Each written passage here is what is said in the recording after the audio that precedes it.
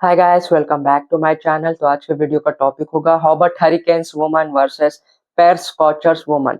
ये Big Bash League का final match होने वाला है हॉबर्ट बेलेराई ओवल स्टेडियम पे 13 दिसंबर को, वो भी दोपहर के 1:40 पे। बड़ा इंटरेस्टिंग मैच होने वाला है, बड़ा ही सुनहरा मौका है ग्रैंड लीग जीतने का।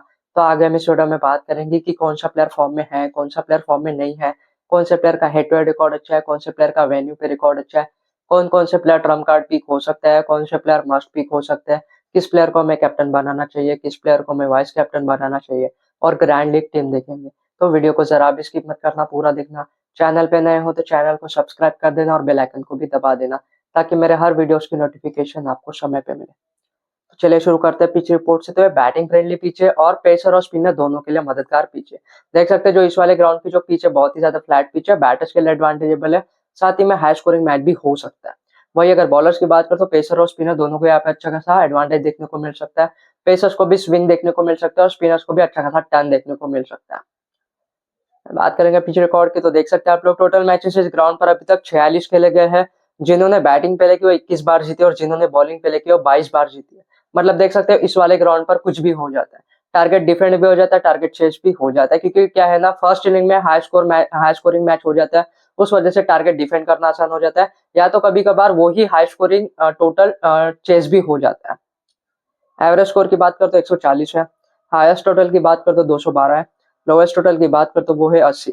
देखो अगर हॉबर्ट हरिकेन वुमेन्स अगर फर्स्ट इनिंग में बैटिंग करती है तो 170 से लेके 180 के बीच में टारगेट बन सकता है, क्योंकि उनके पास पांचवें छठे पोजीशन तक ही अच्छा खासा बैटिंग लाइनअप है, उसके बाद तो नहीं है।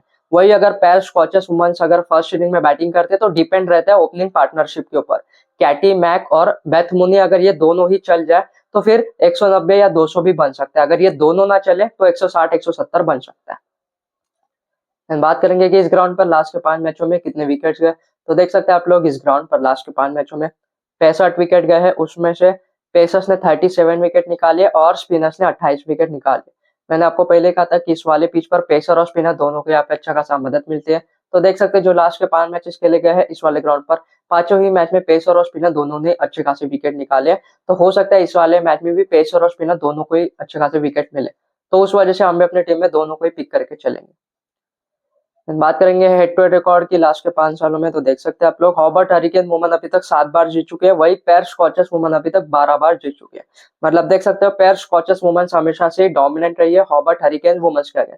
लेकिन इस वाले मैच में हो सकता है हॉबर्ट हरिकेन वुमेन्स के जीतने के चांसेस है, क्योंकि अगर इस वाले मैच में अगर Hobart hurricane woman target chase कर रही होगी ना, तो वो तो 100% श्योर होगी कि हॉबर्ट हरिकेन वुमेन्स ही मैच जीत सकते हैं, क्योंकि Hobart hurricane woman target chase करना पसंद करती है। बात करेंगे हॉबर्ट हरिकेन वुमेन्स के पॉसिबल प्लेइंग 11 के बारे में। ली डेनायल, नेट, निकोला, एलायस, हीदर, ट्रेनामैन, हाइले, मोली, लॉरेन और लिंसे। बात करेंगे हॉबर्ट हरिकेन वुमेन्स के प्लेयर्स के स्टैट्स के बारे में, तो सबसे पहले आते हैं ली। ली की अगर बात करते देखो अटैकिंग नेचर की बल्लेबाज है, ज्यादा टाइम नहीं लेते सेट होने के लिए, 4 से 5 बॉल लेते सेट होने के लिए, एक बार सेट हो जाए फिर अच्छा खासा नॉक खेल सकती है। हालांकि इनका डिसएडवांटेज ऐसा है कि हर दूसरे तीसरे बॉल पे बड़े शॉट की तरफ जाते हैं। अगर पहले बॉल पे छक्का आ रहा, दूसरे बॉल पे भी चौका आ रहा, तो तीसरे बॉल पे भी ये बाउंड्री की तरफ जाते हैं और अपनी विकेट फेंक सकती है।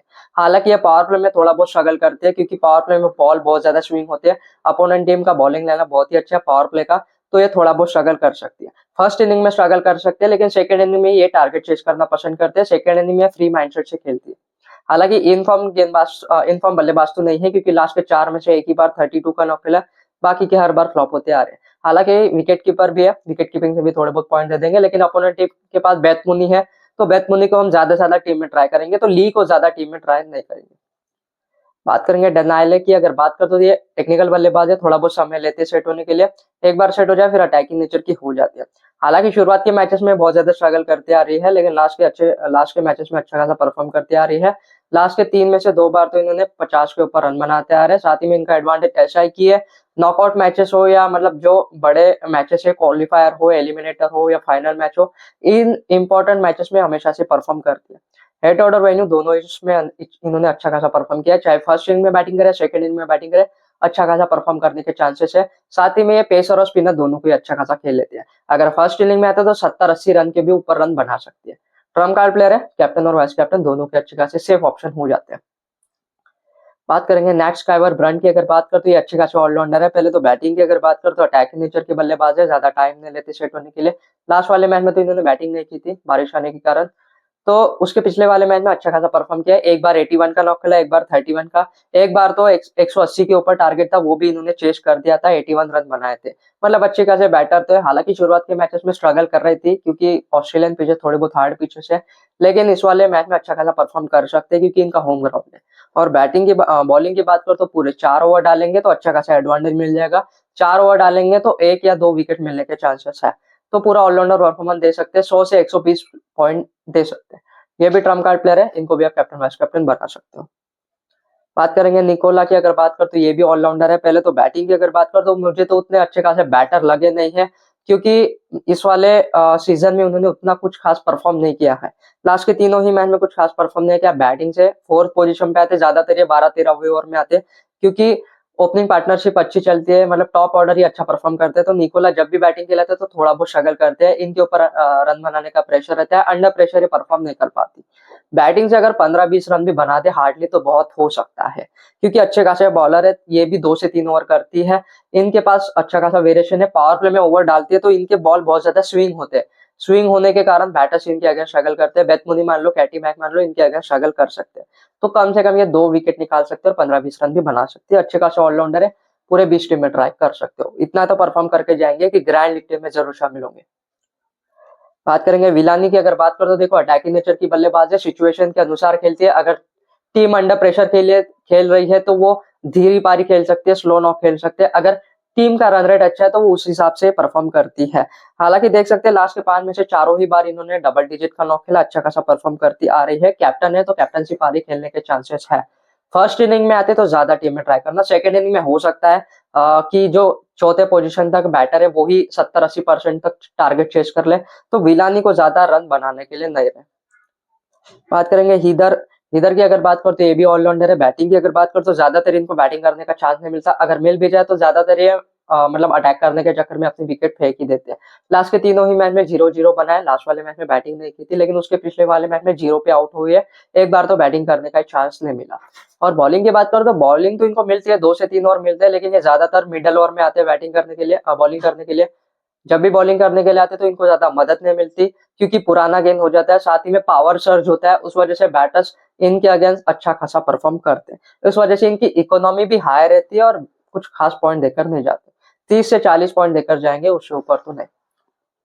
बात करेंगे ट्रेनामन की। अगर बात करें तो ज्यादातर ये 17-18 ओवर के बाद ही आते हैं। जब भी बैटिंग के लिए आते हैं तो ज्यादातर इनको बैटिंग करने का चांस नहीं मिलता, अगर मिल भी जाए तो सिंगल डिजिट रन ही बनाते हैं। अगर फर्स्ट इनिंग में बैटिंग करते हैं तो हो सकता है इनको बैटिंग करने का चांस मिले। सेकंड इनिंग में बैटिंग करते सेकंड इनिंग में इनकी टीम की बैटिंग आती है तो ये कंफर्म होगा कि इनको बैटिंग करने का चांस नहीं मिलेगा, अगर मिल भी जाए तो ज्यादा रन नहीं बना पाएंगे।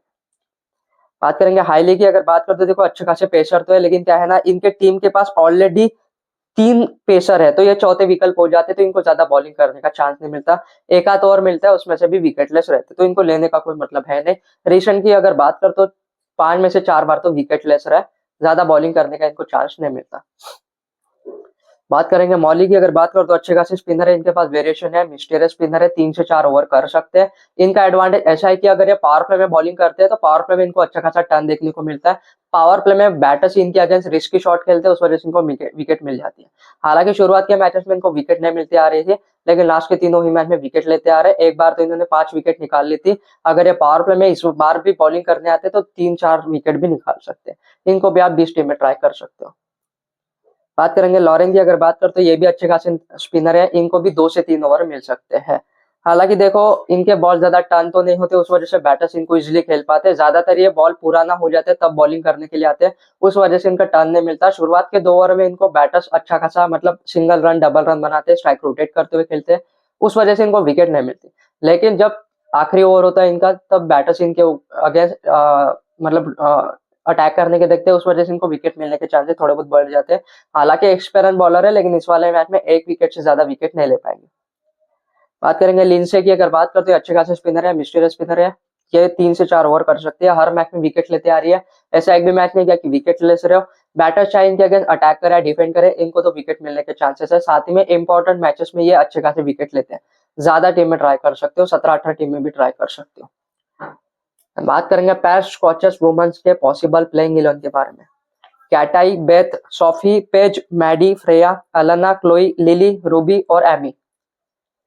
बात करेंगे पैर स्कॉचर्स वुमेन्स के प्लेयर्स के स्टैट्स के बारे में। तो सबसे पहले आते हैं कैटाई मैक की। अगर बात करें तो देखो अटैकिंग नेचर की बल्लेबाज है, ज्यादा टाइम नहीं लेते सेट होने के लिए, कम से कम 5-6 बॉल ले सकती है। एक बार सेट हो जाए फिर अच्छा खासा नॉक खेल सकते हैं। अगर ये पावर प्ले तक खेल जाए तो फिर इनका आउट करना थोड़ा मुश्किल हो जाता है, क्योंकि अपोनेंट टीम का पावर प्ले का बॉलिंग रहना बहुत ही अच्छा है। निकोला है और मॉली है, इन दो बॉलर्स के आगे ये बहुत ज्यादा स्ट्रगल कर सकते हैं, क्योंकि निकोला के बॉल बहुत ज्यादा स्विंग होते हैं और मॉली के भी बॉल टर्न होते हैं पावर प्ले में, तो ये थोड़ा बहुत स्ट्रगल कर सकती है।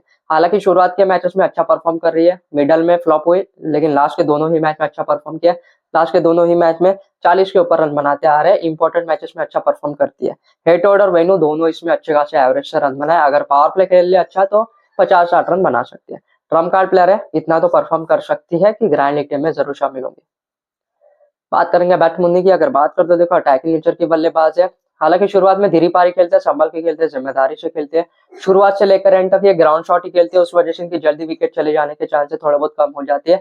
ये भी निकोला और मोली के अगेंस्ट स्ट्रगल कर सकते हैं। इन दो बॉलर्स के अगेंस्ट खेल ले तो फिर बड़ा नॉक भी खेल सकते हैं। लास्ट के 3-4 जितने भी 5 मैच खेले, पांचों ही मैच में अच्छा खासा परफॉर्म किया। 5 में से 3 बार तो इन्होंने 75 के ऊपर रन बनाए, एक बार 45 के ऊपर रन बनाए हैं। मतलब इन फॉर्म बल्लेबाज तो है, साथ ही में अच्छे खासे विकेट कीपर है, विकेट कीपिंग से भी अच्छे खासे पॉइंट दे देंगे। एक्सपीरियंस बैटर है, पता है पिच के बारे में, बॉलर्स के बारे में कि कैसे क्या बॉलिंग प्लान हो सकता है। इंपॉर्टेंट मैच में अच्छा खासा परफॉर्म करती है। लास्ट वाले मैच में तो थोड़ा बहुत स्ट्रगल कर रही थी, लेकिन अच्छा खासा परफॉर्म किया इन्होंने। ये ट्रम्प कार्ड प्लेयर हो जाते हैं, कैप्टन और वाइस कैप्टन दोनों के अच्छे खासे सेफ ऑप्शन हो जाते हैं। बात करेंगे सोफी डिवाइन की। अगर बात करते तो ये भी अच्छे खासे ऑलराउंडर है। पहले तो बैटिंग की अगर बात करते तो अटैकिंग नेचर की बल्लेबाज है। हालांकि लास्ट के तीनों ही मैच में फ्लॉप होती आ रही है, क्योंकि ज्यादातर ये तीसरे या चौथे पोजीशन पे आते हैं, तो ये ज्यादा परफॉर्म नहीं कर पाती। लेकिन देखो एक बार ना ये ओपनिंग की थी, तो इन्होंने ओपनिंग की थी तो 200 के स्ट्राइक रेट से इन्होंने 50 रन नहीं बनाए थे, 45 के ऊपर रन बनाए थे, 46 कुछ तो भी, लेकिन अच्छा खासा परफॉर्म किया था। लेकिन इस वाले मैच में ओपनिंग तो नहीं करेंगे, लेकिन कोई दिक्कत नहीं है। ये मतलब न्यूजीलैंड की कैप्टन है, तो जिम्मेदारी से खेलते हैं, संभल के खेल सकते हैं, क्योंकि इंपॉर्टेंट मैच है, फाइनल मैच है, तो अच्छा खासा परफॉर्म करने के चांसेस है। और बॉलिंग की बात करो तो 3 से 4 ओवर करती है, हर मैच में इनको विकेट मिलती है, 1 या 2 विकेट तो मिलती है। बैटर्स चाहे इनके अगेंस्ट अटैक करे, डिफेंड करे, इनको तो विकेट मिलती है। बाउंड्रीज भी बड़ी है, उस वजह से बैटर्स इनके आगे रिस्की शॉट खेलते हैं, उस वजह से बॉल ज्यादा बाउंड्री तक जाता ही नहीं है, सीधे फील्डर के हाथ में चला जाता है। तो कम से कम 2 विकेट निकाल सकते हैं और 30 से 40 रन बना सकते हैं। तो ये भी कैप्टन और वाइस कैप्टनसी के शेफ ऑप्शन हो जाते हैं।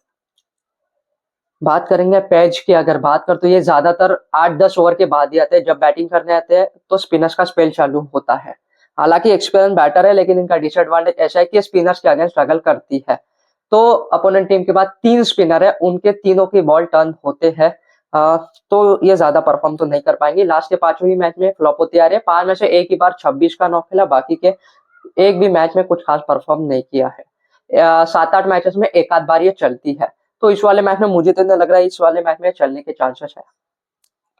बात करेंगे मैडी की। अगर बात कर तो मैडी का भी सेम वैसा ही है, ये भी अटैकिंग नेचर की ही बल्लेबाज है। इनके ऊपर भी थोड़ा मतलब प्रेशर रहता है, जब बैटिंग के लिए आते तो अंडर प्रेशर रहते हैं, रन बनाने का प्रेशर रहता है, थोड़ा बहुत स्ट्रगल करते हैं। मतलब 10-15 रन ये जाती है, 10-15 run single run, double run, एक आध चौका मारती है, फिर इनके ऊपर प्रेशर आता है, क्योंकि ये 14-15 ओवर तक खेल जाते हैं। फिर इनको ऐसा लगता है कि अभी रन रेट बढ़ाना चाहिए, रन रेट बढ़ाने के चक्कर में ये अटैकिंग नेचर के हो जाते हैं, बड़े शॉट की तरफ जाते हैं और अपनी विकेट फेंक सकते हैं। ये भी इनका भी ऐसा है, 5-6 मैचेस में एक आध बार चलती है। लास्ट के 5 में से एक ही बार इन्होंने 36 का नॉक खेला, बाकी के हर मैच में फ्लॉप होती आ रही है।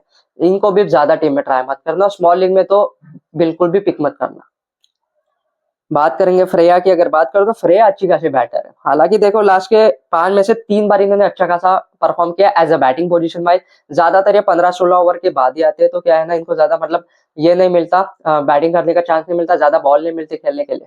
लेकिन अगर ये 12-13वें ओवर में आती है तो बड़ा नॉक भी खेल सकते हैं, अटैकिंग नेचर की है, 15-20 बॉल भी मिल जाए खेलने के लिए, तो 30-35 रन बना सकती है, ज्यादा टीम में ट्राई कर सकते हो। बात करेंगे एलेना की। अगर बात कर तो अच्छे खासे स्पिनर है, बैटिंग करने का भी चांस मिले तो बैटिंग से भी परफॉर्म कर सकती है। अच्छी खासी स्पिनर है, मिस्टर स्पिनर है, पूरे के पूरे 4 ओवर डालती है। लास्ट के 5 ही मैच में विकेट लेते आ रहे हैं, 5 में से 4 बार तो 2 विकेट के ऊपर विकेट मिलती आ रही है इनको। अच्छा खासा टर्न देखने को भी मिल सकता है, अगर ये पावर प्ले में आती है तो अच्छी खासी भी विकेट मिल सकती है। 2 से 3 विकेट निकालने के चांसेस है, ज्यादातर ये बोल्ड या एलबीडब्ल्यू ही करती है, उस वजह से उसके भी अच्छे खासे पॉइंट देकर जा सकती है। पूरे 20 टीम में ट्राई कर सकते हैं क्योंकि एक्सपीरियंस स्पिनर है। हेड टू हेड और वेन्यू दोनों इसमें अच्छा खासा परफॉर्म किया है इन्होंने। बात करेंगे क्लोई की, अगर बात करते देखो ये अच्छे खासे पेसर है। हालांकि देखो 3 से 4 ओवर ये कर सकते हैं, लेकिन रिसेंट की फॉर्म को देखते हुए हमें इन्हें पिक नहीं करना चाहिए क्योंकि लास्ट के 5 में से 4 बार तो एक एक भी विकेट मिलती आ रही है क्योंकि बैटर्स इनको इजीली खेल पाते हैं। हालांकि इनके पास गति तो है लेकिन वेरिएशन नहीं है, ना ही इनके बॉल टर्न होते हैं, ना ही स्विंग होते हैं, ना ही ये ज्यादा बाउंसर डालती है, ना ही गति में थोड़ा बहुत चेंजेस करते हैं। उस वजह से बैटर्स इनको इजीली खेल पाते हैं, साथ ही में इनकी इकोनॉमी हाई रह सकती है। हालांकि ये 4 ओवर डालते हैं, उस वजह से इनको एक आध विकेट मिलने के चांसेस हो बढ़ जाते हैं। बात करेंगे लिली की, अगर बात करते देखो ये अच्छे खासे स्पिनर है, ये सेकंड ऑप्शन हो जाती है स्पिन के। हर मैच में इनको विकेट तो मिलती आ रही है। ये ऐसी बॉलर है अगर इनको विकेट मिलने को आए तो 3 से 4 विकेट मिल जाती है, या तो फिर 1 विकेट मिलना भी इनको मुश्किल हो जाता है। हालांकि कभी कभार ये 2 ही ओवर डालती है क्योंकि इनके ओवर कट जाते हैं, क्योंकि कैप्टन कभी कभार मतलब अगर स्पिनर को रन पड़ रहे हैं तो स्पिनर के ओवर कट जाते हैं, उस वजह से क्या है इनको ज्यादा ओवर भी नहीं मिलते। 2 ओवर मिलते उसमें से ये एक आध विकेट निकाल लेते हैं। अगर ये पूरे 4 ओवर डालते तो 2 से 3 विकेट निकालने के भी चांसेस हो जाते हैं। बात करेंगे रूबी की, अगर बात करें तो इनके भी ओवर कट जाते हैं, ज्यादा से ज्यादा 2 ओवर डालते हैं क्योंकि इनके पास ना ही गति है और ना ही वेरिएशन है, सीधे सीधे बॉल आते हैं, बैटर्स इनको इजीली खेल पाते हैं। उस वजह से इनको ज्यादातर कभी कभार तो इनको बॉलिंग करने का चांस नहीं मिलता। अगर इस वाले मैच में बॉलिंग करने का भी चांस मिल जाए तो 1 विकेट मिल सकते हैं, उससे ऊपर तो नहीं। बात करेंगे एमी की, अगर बात करें तो एमी अच्छे खासे पेसर है, ये भी 4 ओवर डाल सकते हैं, लेकिन इनका भी ऐसा ही है कि इनको भी ज्यादा विकेट नहीं मिलती। लास्ट के 5 ही मैच में विकेट लेस रहे हैं। इनके भी बॉल ज्यादा स्विंग नहीं होते, ना ही इनके पास वेरिएशन है, उस वजह से कैप्टन जो है वो इनको ओवर तो देते हैं लेकिन इनको विकेट नहीं मिलती। 2 ओवर पावर प्ले में डाल सकते हैं और 2 ओवर डेथ ओवर में डाल सकते हैं। पावर प्ले में तो इनको विकेट नहीं मिलेगी, अगर इनको विकेट मिलने को आए तो डेथ ओवर में मिल सकते हैं, वो भी फर्स्ट इनिंग में। सेकेंड इनिंग में हो सकता है जो अपोनेंट टीम के बैटर्स है वो 15-16 ओवर तक ही टारगेट चेस कर ले, तो हो सकता है इनको ज्यादा ओवर ही ना मिले करने के लिए। तो बात करेंगे बेस्ट कैप्टन और वाइस कैप्टनसी की, हॉज, नेट, बेथ और सोफी। बात करेंगे ग्रैंड लीग पिक्स के बारे में, निकोला, मॉली, कैटी और अलाना। बात करेंगे ग्रैंड लीग टीम के बारे में, जो कि मैं आपको अपने टेलीग्राम चैनल पे दे दूंगा। अभी तक आपने मेरा टेलीग्राम चैनल ज्वाइन नहीं किया तो जाइए, नीचे डिस्क्रिप्शन में मैं लिंक दे दूंगा, वहां से ज्वाइन कर लीजिए। टॉस के 10-15 मिनट बाद मैं अपनी फाइनल टीम वहां पे दे देता हूँ। अगर आपको वीडियो पसंद आ गया हो तो एक लाइक कर देना, चैनल को भी सब्सक्राइब कर देना और बेल आइकन को भी दबा देना ताकि मेरे हर वीडियोस की नोटिफिकेशन आपको समय पे मिले। मिलते हैं अगले वीडियो पे।